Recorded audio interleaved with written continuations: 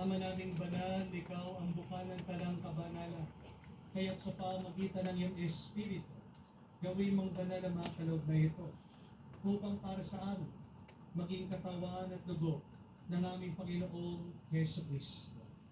Bago niya pinagtiis ang pusang loob na maging handog, hinawakan niyang tinapay, pinasalamatan kanya, pinaghati-hati niya iyon, inabot sa kanyang mga alagad at sinabi, tanggapin ninyong lahat ito at kanin. Ito ang aking katawan, may hahandog para sa inyo.